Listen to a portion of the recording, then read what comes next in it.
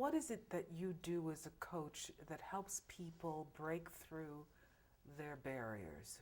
What is it that's unique about your effort? Gosh, Phyllis, I don't know if there's anything unique. One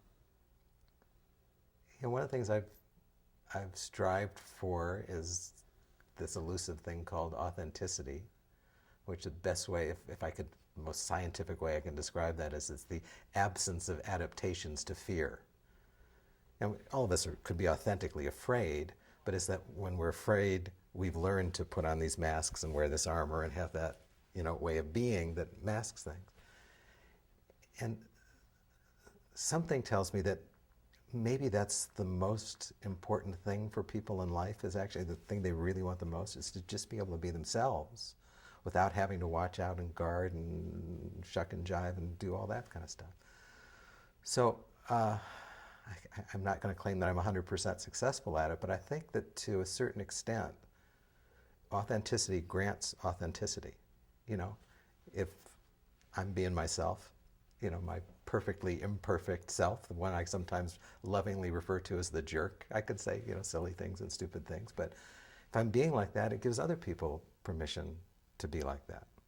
And when that begins to show up, I don't know if it shows up as a breakthrough for people, but it's home.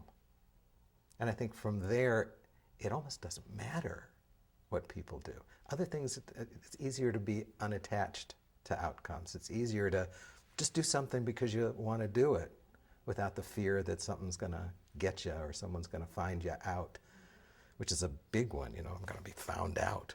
I know people who've gotten PhDs because they were afraid that people would find out that they weren't smart. So, I think if we can do that, then a lot of that other stuff takes care of itself.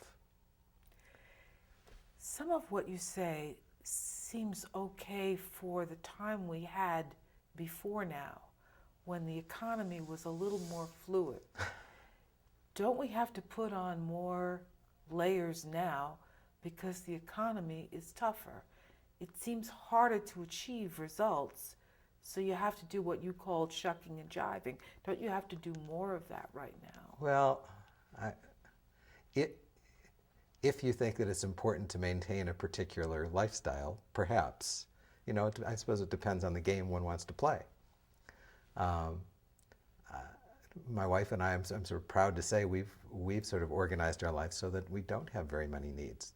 And I don't suffer over it. I live a wonderful, wonderful, privileged life. And yet I don't have to make very much money to pay the mortgage. So for me, it's not shown up that way. And I think part of the problem we're in were the excesses of how, it wasn't just keeping up with the Joneses, it was keeping up with the Joneses, So maybe this is actually not just a correction of the market, but maybe also a correction in values for us if we can see it. I think there could be some very tough times ahead. And I have a young son, 24 years old, and I'm concerned for that generation and the generation after. But people are amazing in their creativity and ingenuity, and well, they'll come through just as long as the values don't get warped.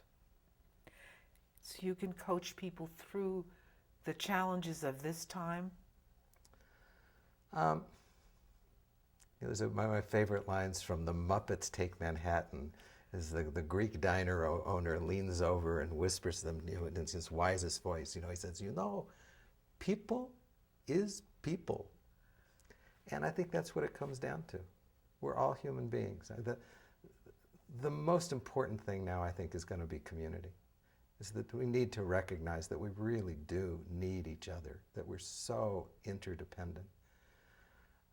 And I think that we've lived so long in this country with this myth of individualism that, it's all still the Davy Crockett kind of, Daniel Boone kind of frontierswoman kind of thing. I think that it's not that there's not a role for the individual, but only in how it impacts the community. So again, I'm hopeful that what we're going to discover in this is more about how important the community is. that a lot of this again was because I was going to make this much. I was going to do this. I, you know. It's enough of that already.